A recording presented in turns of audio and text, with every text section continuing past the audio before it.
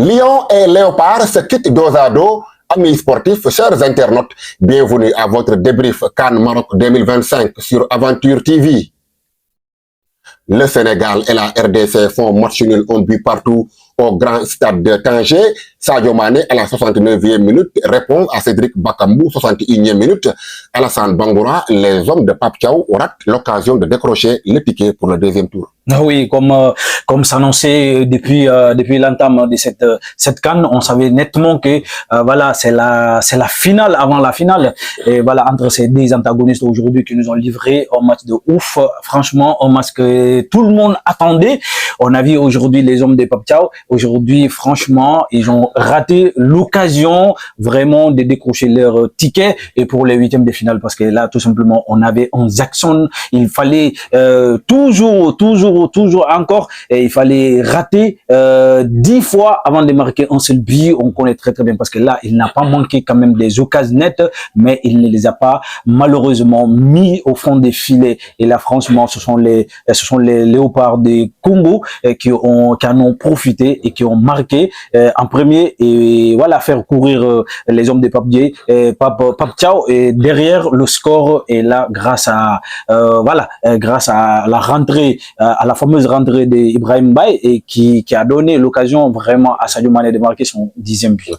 65% de possession, 11 tirs contre 7 pour les Lions. On comprend la frustration des partenaires de Sadio Mané qui ont manqué plusieurs occasions, notamment en première mi-temps.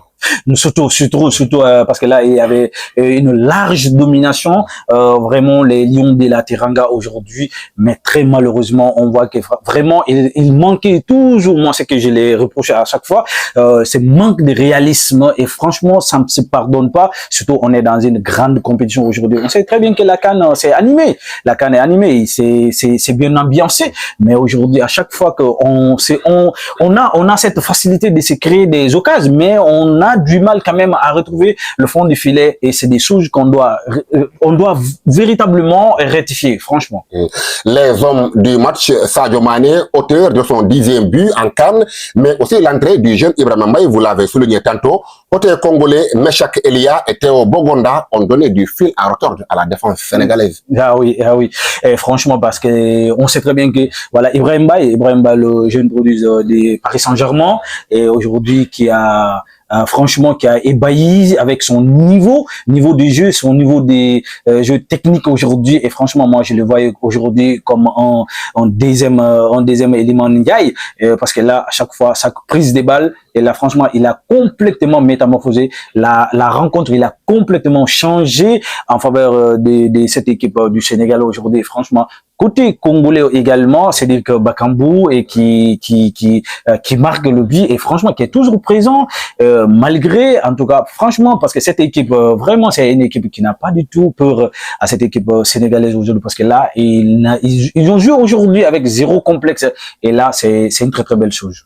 Au finish, le Sénégal concède le nul et devra attendre le match face au Bénin pour valider sa qualification pour le tour suivant.